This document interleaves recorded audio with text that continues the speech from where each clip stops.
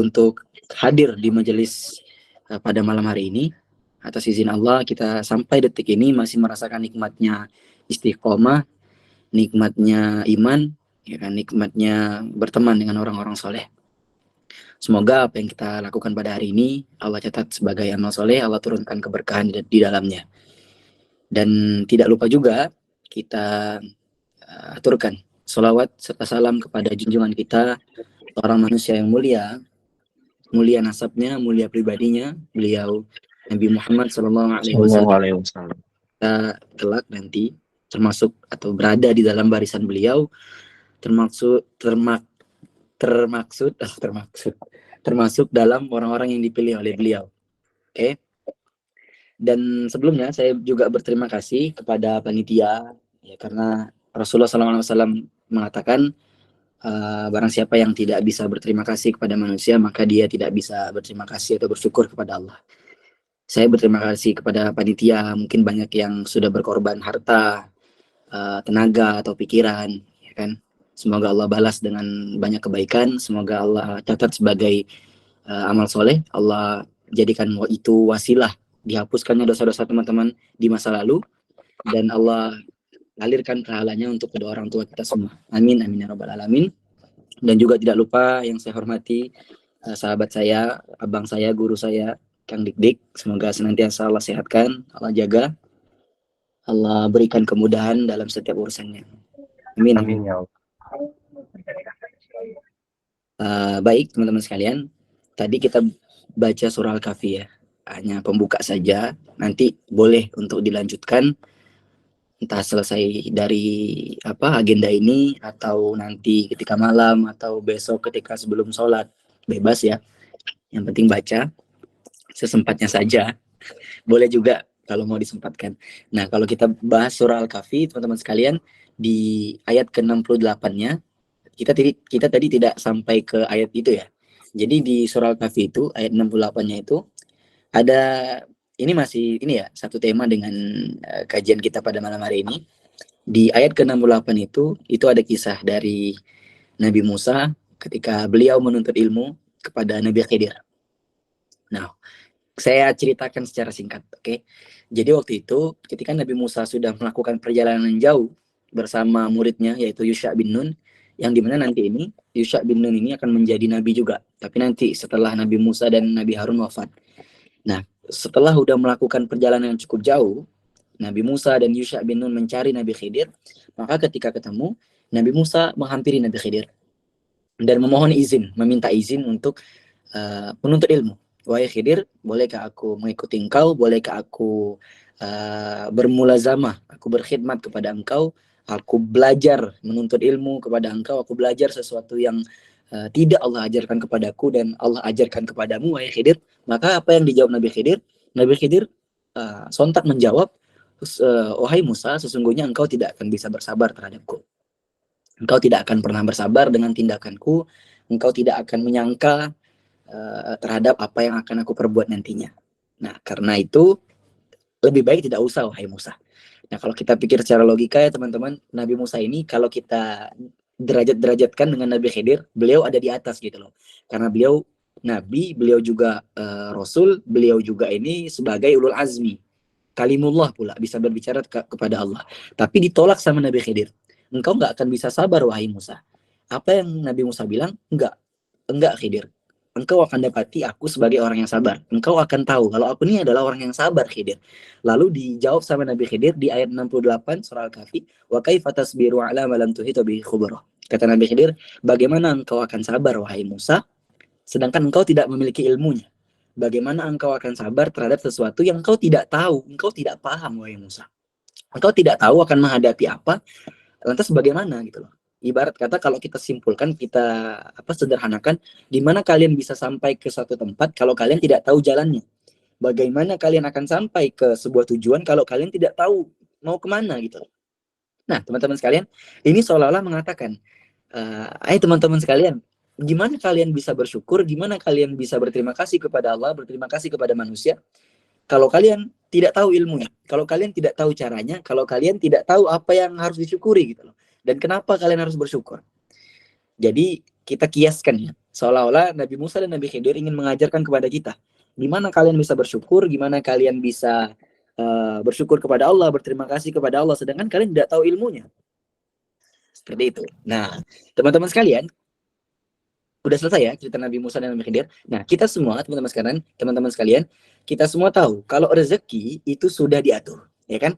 Teman-teman semua tahu, saya tahu, insya Allah semua umat Muslim di Indonesia ataupun dunia itu sudah tahu rezeki sudah diatur. Coba di sini ada nggak yang baru tahu kalau rezeki itu sudah diatur? Nggak ada ya? Kalau ada ntar bahaya. Nah, kita semua sudah tahu, saya tahu, orang-orang semua sudah tahu kalau rezeki itu sudah diatur. Oke, semua boleh tahu rezeki sudah diatur, tapi tidak semua bisa percaya dengan itu, tidak semua orang bisa yakin dengan itu, tidak semua orang bisa mempraktekkan itu, mengamalkan itu di dalam hidupnya. Ya, di mulut bilang rezeki sudah ada yang ngatur, udah tenang aja, begitu dapat rezeki yang tidak sesuai dengan keinginannya, lo kok cuma segini, lo kok begini, lo kok begitu. Nah, ini namanya tahu teorinya tapi tidak mempraktekkan apa yang telah diketahui. Nah, kenapa bisa seperti itu, kawan-kawan sekalian? Setelah saya berpikir, saya merenungi, saya mentadaburi kenapa bisa seperti itu, karena teman-teman sekalian, kita ini tidak benar-benar siap dengan konsep ini. Kita tidak benar-benar siap dengan konsep bersyukur atau bersyukur ridho, tahu bahwa rezeki itu sudah Allah tetapkan. Nah, di kepala kita ini sudah terlanjur membayangkan sesuatu yang kita inginkan, membayangkan sesuatu yang kita dambakan, sesuatu yang kita cita-citakan. Begitu apa yang dikasih Allah, apa yang ditetapkan oleh Allah itu tidak sesuai dengan keinginan kita, tidak sesuai dengan apa yang kita mau, biar protes, ya kan, nggak terima, marah-marah, ngambek. Allah ini gimana sih, nggak paham, aduh kacau. Allah nih kok ngasih rezeki cuma segini sih, nggak sayang sama hambanya, nggak, jahat betul sama hambanya lah. Udah mulai bahaya tuh teman-teman. Nah, teman-teman sekalian, padahal kita itu cukup memegang erat perkataan Sayyidina Umar bin Khattab. Beliau mengatakan apa? Catat baik-baik ya. Mohon dicatat baik-baik. Mohon maaf kalau saya terlalu cepat bicaranya. Jadi tadi saya bilang, ketika sesuatu itu tidak sesuai dengan apa yang kita inginkan, kita dapat sesuatu nih, tapi tidak sesuai dengan apa yang kita mau, tidak sesuai dengan hawa nafsu kita, maka kita akan protes, nggak terima, kita akan berseuzon dengan Allah, kita mengatakan Allah jahat, Allah tidak memberikan sesuatu terhadap apa yang saya butuhkan, Allah tidak, aduh gimana sih Allah ini, nggak pandai menentukan takdirnya, mungkin seperti itu ya. Nah, padahal teman-teman sekalian, simple sekali, kita cukup memegang erat perkataan Sayyidina Umar bin Khattab. Beliau mengatakan apa? Sungguh, kata beliau, apa yang ditakdirkan untukmu maka tidak akan pernah terlewat darimu. Saya ulangi ya, sungguh apa yang ditakdirkan untukmu maka tidak akan pernah terlewat darimu, dan apa yang tidak ditakdirkan untukmu, sampai kapanpun mau Anda jungkir balik, salto depan belakang kiri kanan 24 jam, itu nggak akan pernah jadi milik Anda gitu loh. Nggak akan pernah jadi milik kita, teman-teman, kalau memang bukan takdir. Nah, kalau kalian pahami ini, kalau kita pahami ini, kita terapkan ini, kita pegang ini erat-erat, kita pegang ini kuat-kuat, simple banget kan konsepnya kan, sederhana sekali. Kita pegang ini, udah selesai. Masalah itu banyak yang berkurang. Insya Allah separuh dari masalah yang sering kita lewati itu gampang banget ngelewatinnya, ya kan? Oh, dapatnya segini, alhamdulillah, berarti ya memang segini Allah kasih. Oh, masya Allah, kita belum bisa dapat barang itu, kita belum bisa beli barang itu, berarti memang belum takdirnya untuk memiliki barang itu. Alhamdulillah, makasih Allah, Engkau masih kasih kesehatan, Engkau masih kasih keluarga hamba sehat, keluarga hamba harmoni dan sebagainya. Harmoni. Oke. Nah, jadi indah banget kalau hidup itu punya mindset kayak gitu, teman-teman. Sebenarnya simple banget kan? Simple banget, tinggal kita latihan aja untuk mempraktekannya. Jadi apa nggak tenang hidup ketika teman-teman ini udah nggak punya ambisi berlebihan lagi terhadap dunia. Jadi ngelihat orang beli sesuatu, ya udah, oh alhamdulillah, nggak pusing, nggak ribet gitu loh. Karena kita udah nggak punya ambisi lagi, nggak punya ambisi berlebihan ya. Ambisi nggak apa-apa, tapi jangan sampai berlebihan, harus punya ini, harus punya itu.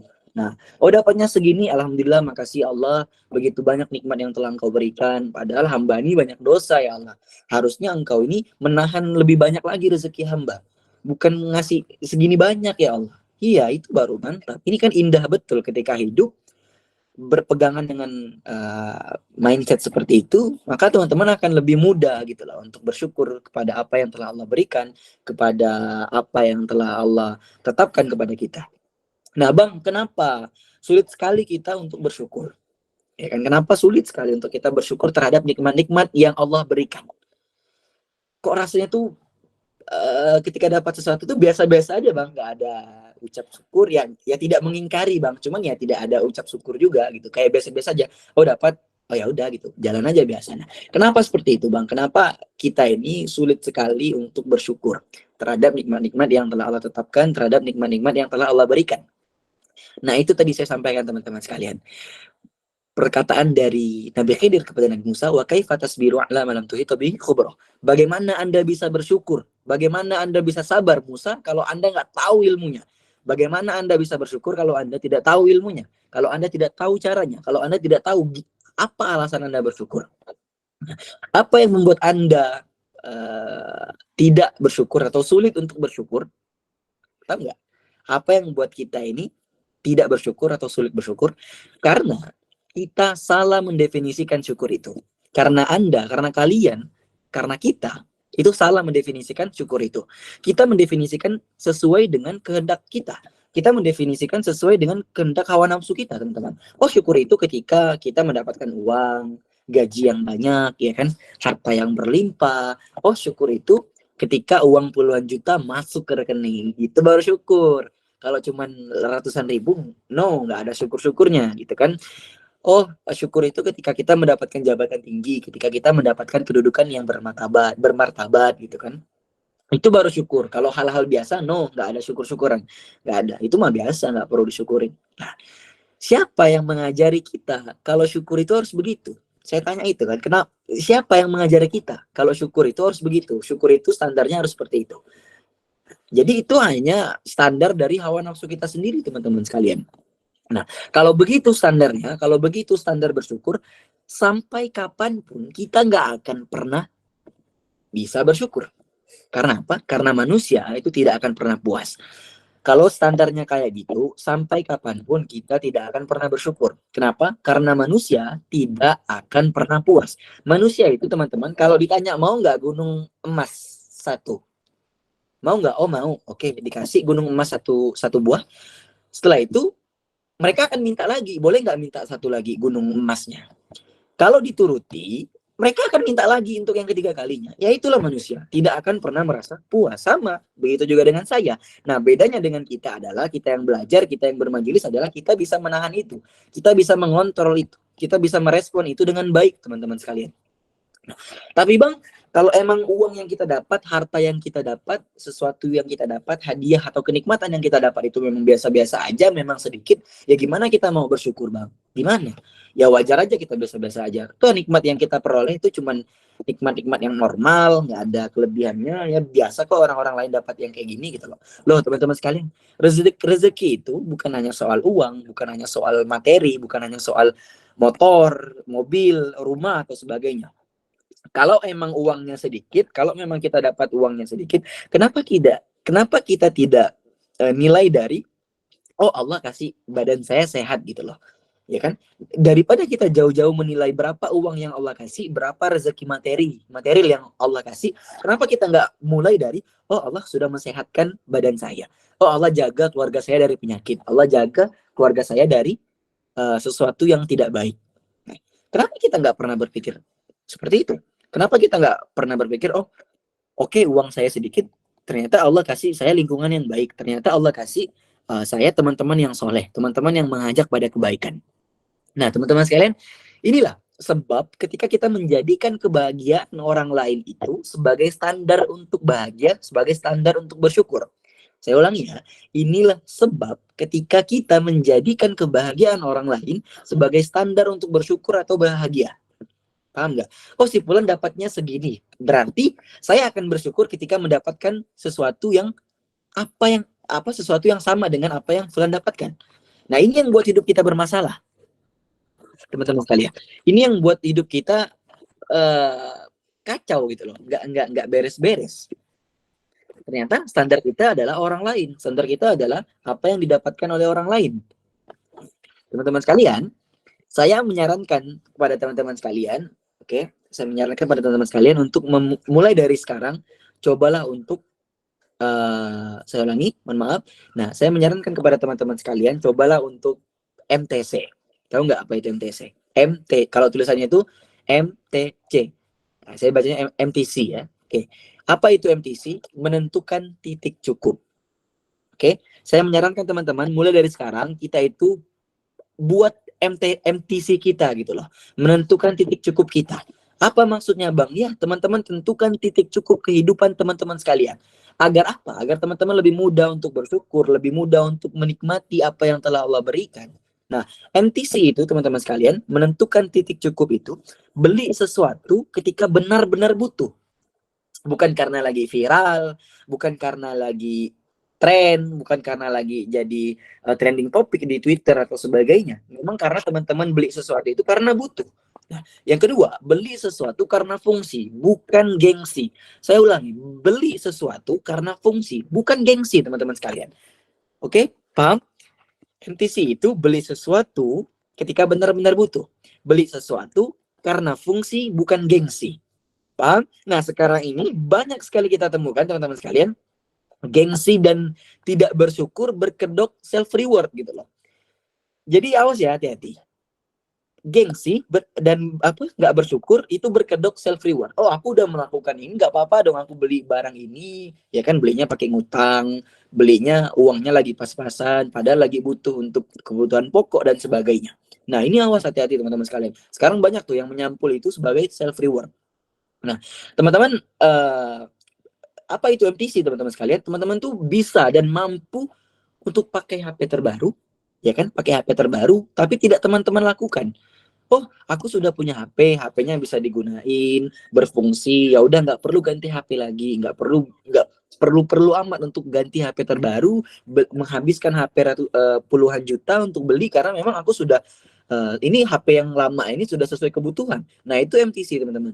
Teman-teman mampu untuk membeli, teman-teman punya kuasa untuk membeli, untuk mengganti HP, tapi teman-teman tidak melakukan itu. Karena pilihan teman-teman adalah teman-teman sudah menentukan titik cukup. Karena teman-teman sudah merasa cukup gitu loh. Teman-teman bisa mendapatkan sesuatu yang lebih, tapi tidak teman-teman lakukan karena teman-teman merasa cukup. Tidak salah kita punya barang terbaru, barang branded, mahal dan sebagainya, tapi ya kita tidak harus punya itu, teman-teman. Kita tidak harus punya itu sebagai standar bahagia, sebagai standar bersyukur. Kita tidak harus punya itu gitu loh. Iya enggak? Jadi itulah dia MTC. Kita udah harus catat, harus buat. Oh, MTC saya nih, buat kertas, tulis, menentukan titik cukup. Oh, saya sudah punya ini. Jadi tidak akan perlu amat untuk beli ini. Jadi saya menanamkan mindset dalam hati saya, oh saya tidak perlu beli ini kalau saya sudah punya ini. Oh, ini lagi tren, lagi viral nih, beli sesuatu ini. Oh, nggak akan saya beli karena saya nggak butuh, saya tidak butuh, saya sudah punya yang setara, saya sudah punya untuk menggantikan fungsinya. Jadi untuk apa saya beli? Nah, itu baru hidup berprinsip, keren banget gitu kan. Tidak hidup mengikuti alur media sosial, tidak hidup mengikuti apa yang trending di sosial media gitu loh. Oh, lagi trending misalnya beli seblak ini gitu kan. Wah, setiap hari beli seblak itu. Nggak berhenti-berhenti. Nah, ini hidupnya diatur oleh algoritma gitu kan. Hidup diatur oleh algoritma. Oh, lagi tren beli HP ini misalnya. Oh, beli itu. Mati-matian cari uang untuk beli itu. Ngapain gitu kan. Anda sudah punya HP, Anda sudah punya sesuatu yang berguna. Kalau Anda sudah punya, ya Anda tidak perlu beli lagi gitu loh. Nah, itu namanya MTC. Itu kalau teman-teman mau nerapin itu, insya Allah saya yakin sekali itu bagus sekali teman-teman untuk kehidupan teman-teman. Teman-teman juga akan lebih tenang gitu loh. Nah, kalau udah gini, kalau udah teman-teman nerapkan itu enak banget teman-teman. Ada barang baru tidak pusing ya kan, ada barang baru keluar, baru rilis, baru launching. Teman-teman nggak pusing mikirinnya. Ada teman beli produk terbaru, mahal, bermerek dan sebagainya, teman-teman nggak stres. Nggak, oh dia beli ya udah alhamdulillah. Mantap gitu kan. Nggak ada respon sama kita. Ya udah biarin aja, kita jalan lagi gitu kan. Nah, hidup adem ayem gitu loh. Jadi sebenarnya ini bukan saya sarankan, saya wajibkan gitu lah. Teman-teman punya MTC-nya teman-teman sendiri. Biar apa? Biar teman-teman lebih mudah untuk bersyukur. Oh, aku nggak perlu beli barang-barang ini karena ini aku beli apa karena fungsi atau karena gengsi gitu kan. Lebih banyak loh orang-orang yang tidak mampu beli ini. Nah gitu baru berpikirnya seorang mukmin gitu loh. Banyak loh orang-orang yang nggak mampu beli ini, ngapain aku mati-matian gitu loh, toh aku sudah punya yang ini sebagai gantinya. Itu baru berpikir yang baik sekali teman-teman sekalian. Nah jadi teman-teman sekalian nggak perlu takut, nggak perlu pusing. Kita tinggal bersyukur aja gitu loh. Kita tinggal bersyukur terhadap apa yang telah Allah berikan. Karena apa yang tadi itu, karena apa yang ditakdirkan untuk kita pasti akan jadi milik kita, ya kan? Sedangkan apa yang tidak ditakdirkan untuk kita, mau teman-teman jungkir balik, kerja mati-matian, pergi pagi pulang pagi, ya itu tidak akan menjadi milik teman-teman sekalian. Karena memang bukan takdir teman-teman. Jadi takdir Allah itu pasti baik, ya kan? Tinggal tunggu aja waktunya. Karena takdir Allah itu kita tinggal doa aja. Ya Allah, sempurnakan takdirmu itu datang di waktu yang tepat, di saat yang tepat, ya kan? Dalam kondisi yang tepat. Nah itu baru mantap teman-teman sekalian. Allah pasti sudah mengatur semuanya dengan komplit, pas dan terbaik pastinya. Nggak main-main, nggak abal-abal gitu kan, nggak nanggung-nanggung. Udah matang benar baru Allah sampaikan kepada kita. Nah, nggak mungkin salah dan nggak mungkin meleset teman-teman sekalian. Nah, saya masih ingat dengan perkataan dari Ustadz Abdul Somad, ya. Kalau nggak salah itu beliau itu pernah bilang gini, kalau engkau mendapatkan apa yang kau inginkan, ya saya ulangi ya, boleh dicatat ya, besar-besar ya teman-teman sekalian. Ini perkataan Ustadz Abdul Somad. Beliau bilang, kalau nggak salah ya, nanti boleh dikoreksi. Beliau bilang, kalau engkau mendapatkan apa yang engkau inginkan, berarti Allah ingin engkau mendapatkan kebaikan atau mendapatkan pahala lewat jalur bersyukur. Oke? Nah, ini saya ulangi nih.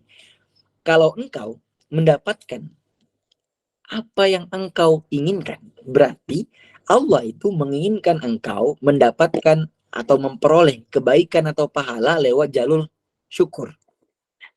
Terus beliau melanjutkan, kalau engkau tidak mendapatkan sesuatu yang engkau inginkan, jadi kalau engkau tidak mendapatkan sesuatu yang engkau inginkan, berarti Allah menginginkan engkau mendapat kebaikan atau pahala lewat jalur bersabar.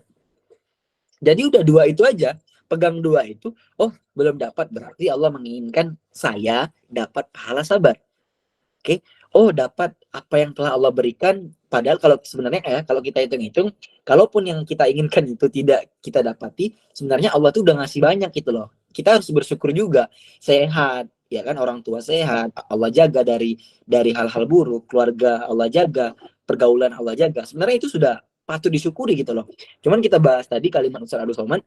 Jadi apapun kondisi Anda itu sebagai mukmin yang luar biasa gitu loh. Kan ada hadisnya itu. Ajabalil amril mukmin. Sungguh menakjubkan keadaan seorang mukmin itu ketika dia diuji, dia sabar, ketika dia diberikan nikmat, dia bersyukur. Udah dua itu aja. Hidup udah tenang, aman, sentosa ya kan. Mungkin hidup akan senyum-senyum terus gitu loh ketika ngeliat ada masalah. Oh ya udah pasti akan selesai, pasti akan terlewati. Gampang lah. Soalnya kemarin juga kan ada masalah. Buktinya sekarang selesai kan. Maka kalau ada masalah datang lagi, santuy dong. Kita udah berpengalaman gitu loh. Oh ada masalah, sip, bismillah. Kita lewati sama-sama, kita lewati. Jangan lupa doa sama Allah. Insya Allah beres. Karena berapa banyak masalah-masalah yang dulu pernah kita takuti ketika kita hadapi itu udah beres juga gitu kan. Nah, jadi itu ya perkataan Ustaz Somad ya. Kalau memang engkau tidak mendapatkan apa yang engkau inginkan, berarti Allah menginginkan engkau mendapat pahala dari jalur bersyukur. Kalau memang engkau tidak mendapatkan apa yang engkau inginkan, berarti Allah menginginkan engkau mendapatkan pahala lewat jalur bersabar. Udah, itu doang teman-teman. Nah, udah gitu aja mikirnya, udah tenang gitu kan. Asik kan hidup ini. Oke, teman-teman sekalian, saya ada cerita yang mungkin saya bisa sampaikan ke teman-teman sekalian. Kemarin tuh saya baca di mana saya lupa ya. Jadi ini bukan cerita sih, lebih kayak mengajak berpikir, mengajak tadabur gitu loh, mengajak kita semua, teman-teman sekalian juga kita untuk bersyukur, lebih bersyukur gitu loh. Nah, apa itu kita sebaiknya menurut saya kita ini berpegangan pada konsep rezeki konsep rezeki seekor paus. Oke, saya ulangi ya. Kita sepertinya sebaiknya kita ini memegang konsep rezeki seperti paus. Paus ini teman-teman sekalian, apa ya?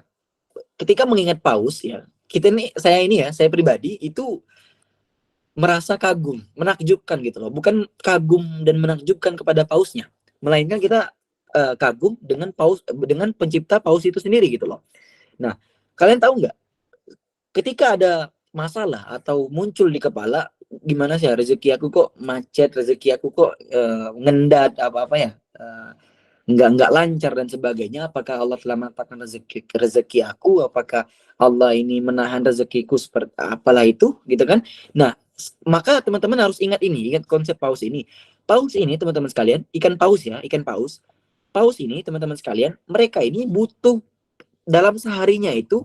Jadi kita dulu ya, kita bahas dulu pelan-pelan. Jadi paus ini makanannya itu adalah krill. Krill ini kayak udang, bukan udang secara utuh, tapi dia ini mirip udang, tapi bentuknya itu kecil-kecil sekali. Paling panjang krill itu cuma sekitar 5 cm, teman-teman sekalian. Nah, paus ini dalam sehari mereka membutuhkan sekitar 17 ton krill. Oke, saya ulangi. Paus dalam sehari membutuhkan 17 ton krill yang harus untuk memenuhi kebutuhan makan paus itu sendiri. 17 ton, ya kan? Kita tahu berapa banyak paus di samudra sana, udah nggak kehitung ya, karena paus masih banyak ya. Dan berapa banyak krill yang harus disiapkan untuk paus itu sendiri gitu loh. Paus ini kalau kita pikir-pikir teman-teman sekalian, usaha mereka itu hanya kayak berenang, terus keliling, palingnya buka mulut doang gitu loh. Buka mulut ya. Dan ternyata kebutuhan mereka itu rata-rata tercukupi 17 ton krill. Teman-teman bayangkan, paus ya kan yang membutuhkan 17 ton krill setiap harinya itu telah Allah atur, telah Allah gariskan, telah Allah rencanakan, telah Allah tetapkan gitu loh. Nah, ketika bergejolak di pikiran teman-teman lo, rezekiku akan seperti apa, jodohku akan nanti akan seperti bagaimana, dan seterusnya, apakah rezekiku tidak diberikan, apakah Allah tidak memberikan aku nikmat dan sebagainya, maka ingat paus ini teman-teman sekalian. Kalau paus saja Allah berikan 17 ton krill setiap harinya, satu paus doang ya. Berapa ribu paus, berapa ratus ribu paus di samudra sana, kita nggak tahu ya kan.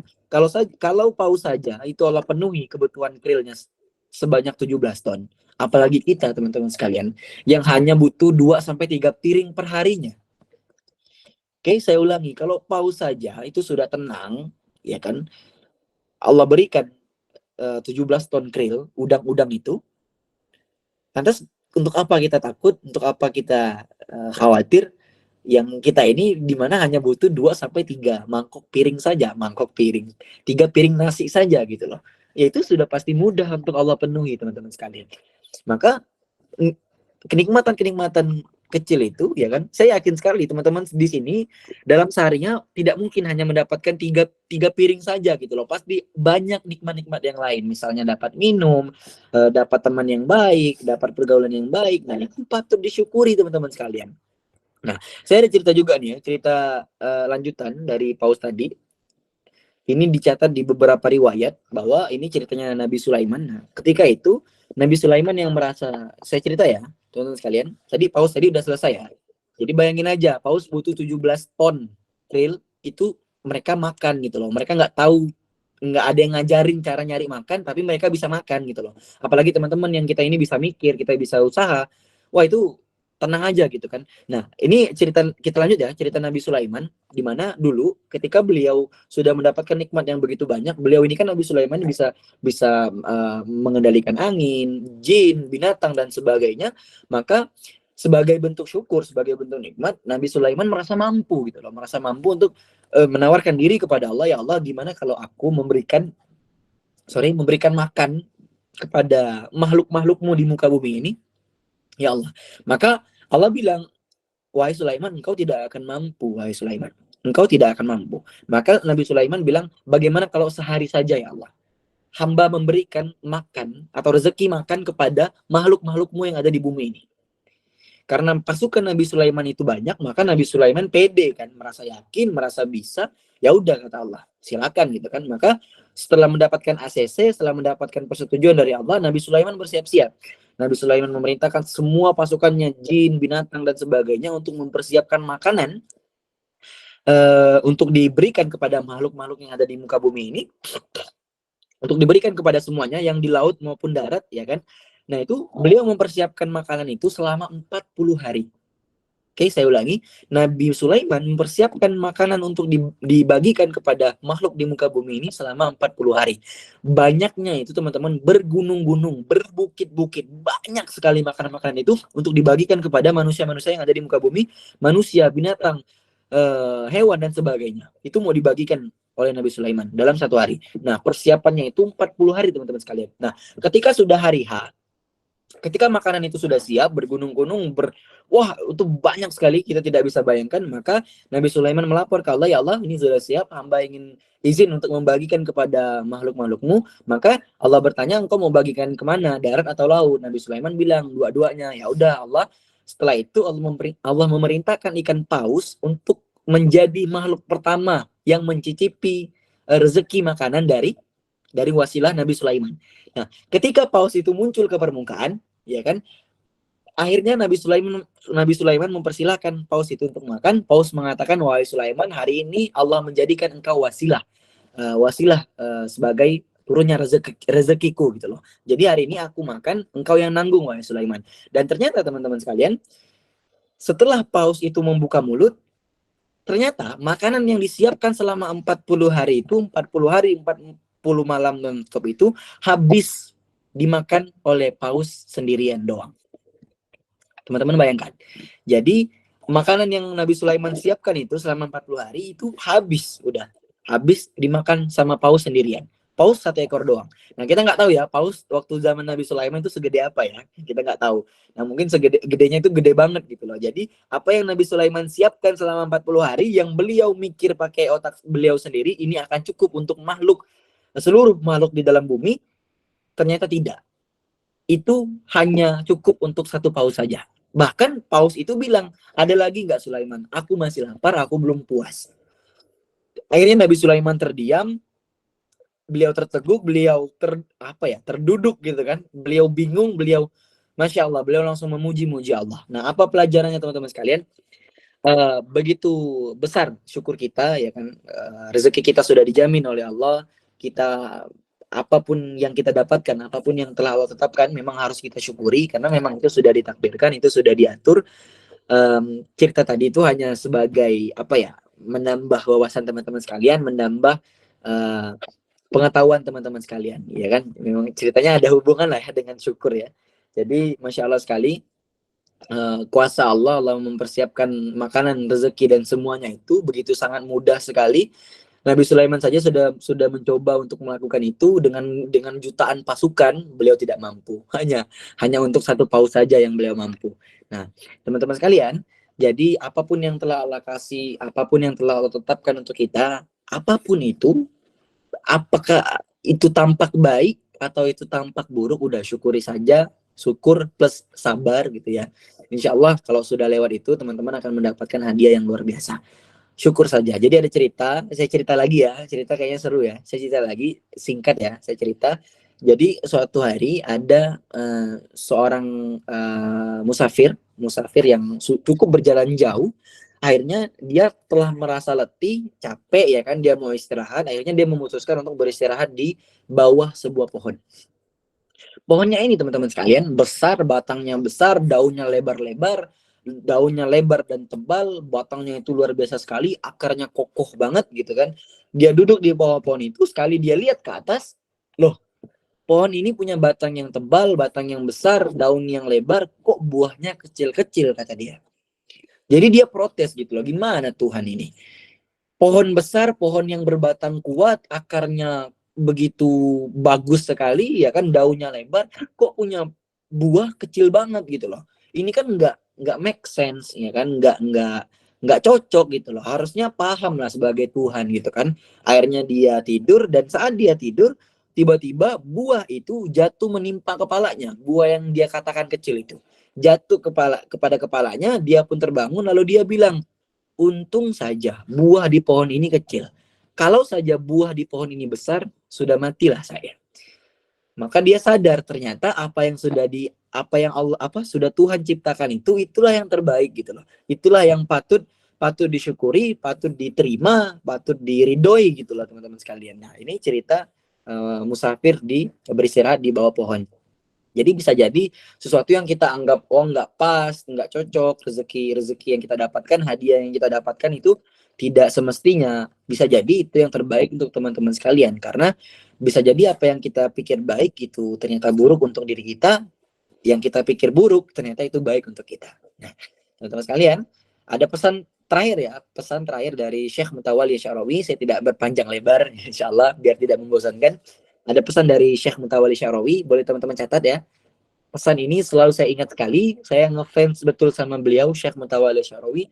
Sampai-sampai video beliau itu saya sematkan di Instagram saya. Paling pertama ya, saya karena ngefans betul sama beliau. Masya Allah, beliau itu mufassir abad ke-20. Nah, teman-teman sekalian, apa yang beliau katakan? Beliau mengatakan, andai seorang hamba itu tahu apa maksud di balik takdir yang telah Allah tetapkan kepadanya. Saya ulangi ya. Ini Syekh Mutawalli Sya'rawi mengatakan seperti ini.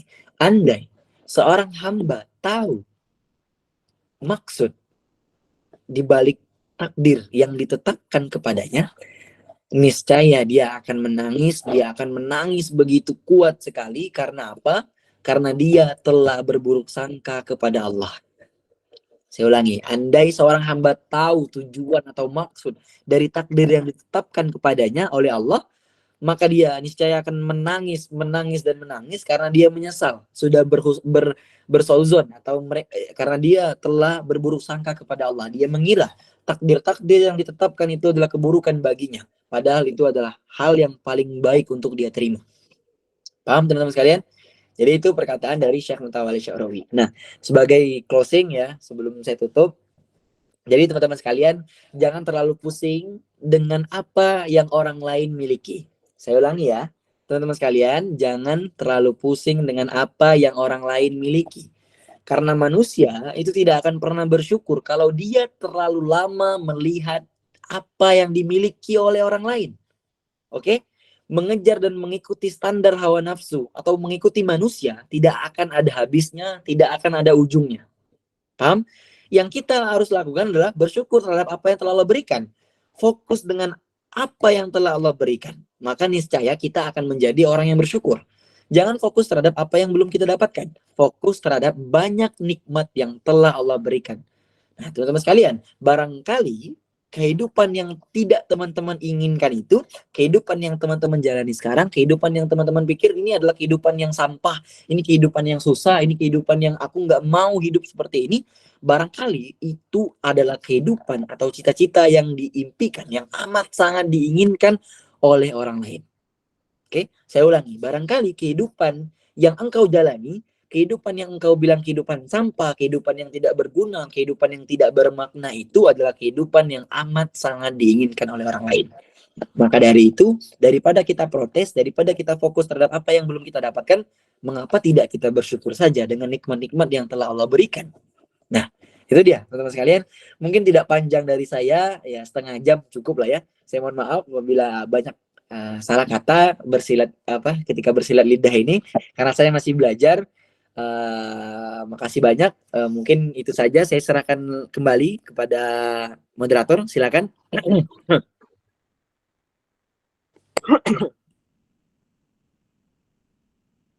Masya Allah, seru banget kajiannya. Barakallah Ustadz Angger telah memberikan insight dan motivasi kita untuk meningkatkan iman perihal rasa syukur nih. Ternyata syukur dan kufur itu berdampingan teman-teman. Dan bismillah malam ini kita setelah mendengar Ustadz Angger tadi, alhamdulillah dapat banyak banget insight dan ilmu-ilmu baru, salah satunya tentang sejarah nih yang beliau ceritakan. Alhamdulillah. Kita Ustadz izin ya, ini ada satu pertanyaan yang ditulis oleh Kak Meli. Ini suaranya aman ya, Ustaz ya? Suara saya aman ya? Alhamdulillah nih. Kak Meli bertanya, Assalamualaikum Bang Angger, izin bertanya, tanda orang yang kurang bersyukur itu seperti apa ya? Lebih baik dari sebelumnya, apakah itu tandanya kita kurang bersyukur? Boleh nih, izin sharing dari pertanyaan Kak Meli.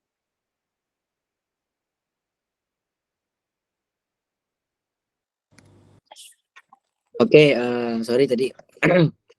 Bentar saya baca dulu ya pesannya. Di mana ya? Oh, nih.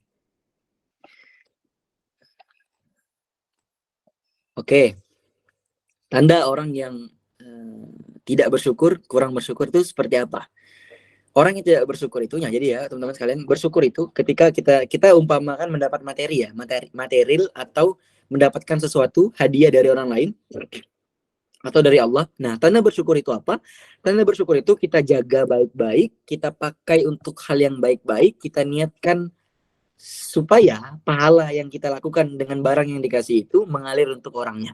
Jadi kita rawat baik-baik, kita pakai baik-baik, kita manfaatkan dengan baik, kita jadikan itu betul-betul kayak uh, punya kita sendiri gitu kan. Nah, itu tanda bersyukur. Itu kalau barang ya. Itu sederhananya teman-teman sekalian. Nah, pertanyaan di bawahnya, jika kita ingin mendapatkan pekerjaan yang lebih baik dari sebelumnya, apakah itu tandanya kita kurang bersyukur? Tergantung.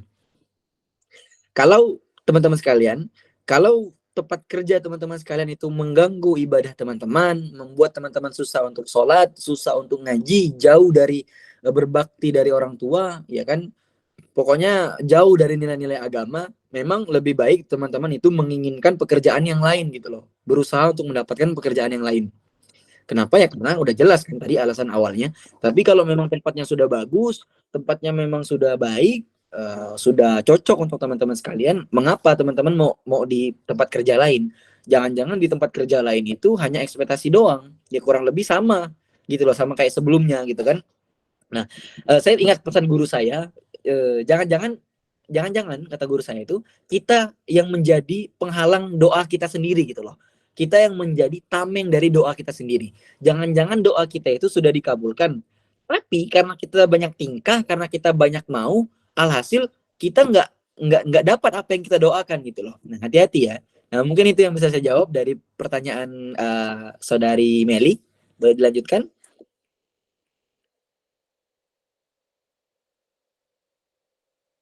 Barakallah Ustaz, Alhamdulillah jawab sudah cukup ya Kak. Mas. Ya Kak Meli cukup ya Kak, cukup jelas ya Kak. Oke lanjut nih Ustaz, ada pertanyaan dari Yudi Adventures. Assalamualaikum Bang, izin tanya, aku pernah dengar jika tanda bersyukur itu dengan sedekah, apa kalau tidak sedekah kita tidak dianggap bersyukur?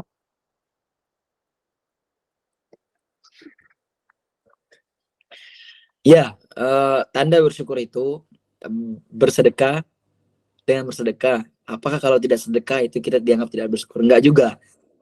Jadi kalau memang rezekinya teman-teman itu dapat banyak uang, kelebihan harta, yang memang lebih baik dianjurkan untuk bersedekah. Oke? Okay? Mengeluarkan harta untuk disedekahkan, diinfakkan untuk orang yang bisa jadi kita infakkan kepada lembaga dakwah seperti RBK ini, atau kita cari komunitas-komunitas sosial untuk kita agar uangnya itu mengalir untuk kebaikan. Nah, itu kan tadi saya katakan sebagai tanda bentuk syukur, kita gunakan apa yang diberikan itu, gunakan dengan cara yang baik, gunakan untuk hal yang baik yang mendatangkan pahala. Kita doakan semoga yang memberikan ini mendapatkan pahala juga, pahala yang mengalir. Nah, jadi itu kalau kalau ibaratnya kalau dikasih motor, maka gunakanlah untuk ke masjid, untuk melakukan aktivitas-aktivitas baik gitu kan.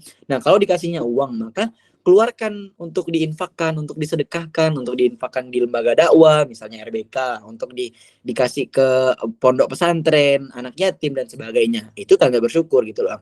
Nah, apakah kalau tidak saya keluarkan sedekah itu kita dianggap tidak bersyukur? Ya enggak juga, tapi apakah tidak mau gitu loh mengeluarkan sedikit dari apa yang didapatkan, ya sebagai bentuk syukur gitu loh, sebagai bentuk berbagi kebahagiaan gitu loh teman-teman sekalian. Karena ketika kita mendapatkan sesuatu itu, cobalah kita belajar untuk membaginya ke orang lain. Oh, aku lagi merasakan bahagia, ya udah aku share ke orang lain, ngasih orang lain, misalnya bagikan ke teman-teman apa kue beng-beng misalnya kan, kasih satu-satu kecil, remeh temeh, tapi itu berbekas sekali gitu loh. Itu yang banyak dilupakan orang, itu yang banyak diremehkan oleh orang lain. Nah, mungkin itu ya. Boleh dilanjut? Barakallah Ustadz Angger. Ini ada pertanyaan terakhir ya Ustadz ya. Dari Kak Nur Adila Saputri Putri. Assalamualaikum Ustadz, saya ingin bertanya bagaimana caranya merubah mindset yang tidak baik jadi lebih baik. Apakah pengaruh lingkungan itu sangat berpengaruh terhadap mindset kita? Bagaimana jika lingkungan keluarga sendiri yang membuat mindset kita tidak baik? Nah, terima kasih Kak Ardila. Ya, ya benar sekali, pengaruh lingkungan itu sangat berpengaruh terhadap mindset teman-teman sekalian. Saya waktu pertama kali saya mengatakan untuk hijrah, udah saya tinggalin hal-hal buruk yang dulu pernah saya lakukan. Saya itu nggak cuman bilang hijrah doang, tapi teman-teman circle saya yang toksik itu saya tinggalkan teman-teman sekalian. Ternyata ini bukan memutus silaturahim ya, ini demi memperlancar apa tujuan saya gitu loh. Saya tetap berteman dengan mereka, tapi tidak ngumpul lagi, tapi tidak menjadikan mereka sebagai lingkungan saya lagi. Ternyata itu membantu sekali gitu loh. Ternyata kenapa? Gini loh teman-teman. Kalau ibarat yang pernah saya analogikan di dalam konten saya sebagai tukang sampah gitu loh. Sorry, bukan tukang sampah, terlalu kasar. Petugas kebersihan. Petugas kebersihan itu mereka tidak sadar dengan bau sampah-sampah yang ada di sekitar mereka. Karena apa? Karena mereka terbiasa dengan lingkungan itu. Karena mereka terbiasa dengan aroma itu. Berbeda dengan orang yang datang dari luar hanya untuk membuang sampah, mereka akan tutup hidung, ya kan, merasa terganggu dengan bau sampah. Karena apa? Karena mereka asing gitu loh. Nah, kalau teman-teman membiasakan dengan lingkungan yang buruk, dengan lingkungan yang toksik, teman-teman akan menganggap hal-hal buruk itu biasa gitu loh.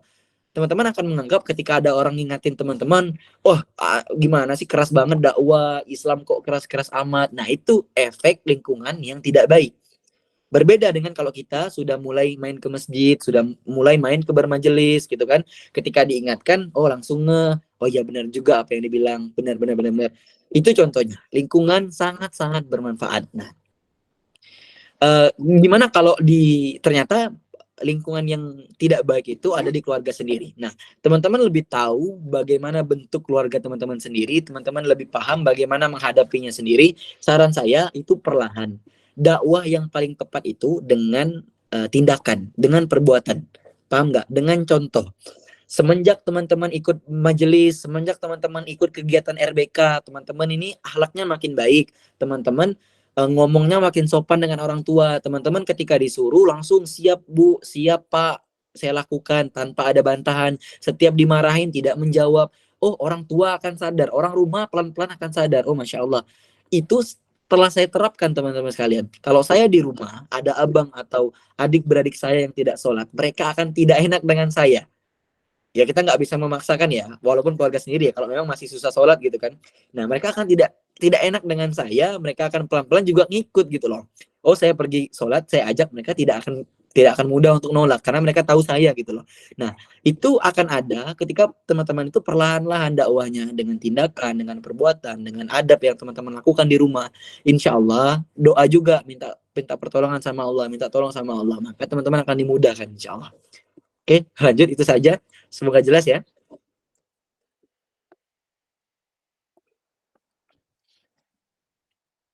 Alhamdulillah, barakallah Ustadz. Alhamdulillah malam ini udah dapet insight, wawasan, dan hikmah nih dari apa yang disampaikan Ustadz Anggir. Terima kasih banyak teman-teman RBK dan Upgrade Official yang selalu semangat dan selalu excited buat belajar dan kajian di malam Jumat. Nah, bismillah teman-teman, biar nggak ketinggalan informasi kajian-kajian yang seru, ya teman-teman boleh follow RBK Official dan Upgrade Official. Angger, alhamdulillah nih kita senang banget bisa kajian bareng Ustadz Angger. Baik teman-teman, kita tutup kajian malam kita malam ini dengan baca hamdalah, alhamdulillahirabbil alamin, dan kita sempurnakan dengan kafaratul majlis. Subhanakallah. Dan saya Firman Fitri Amalia pamit undur diri. Wassalamualaikum warahmatullahi wabarakatuh. Waalaikumsalam warahmatullahi wabarakatuh. Waalaikumsalam warahmatullahi wabarakatuh. Oke, terima kasih teman-teman. Terima kasih Kak Amir, terima kasih semua, terima kasih kami di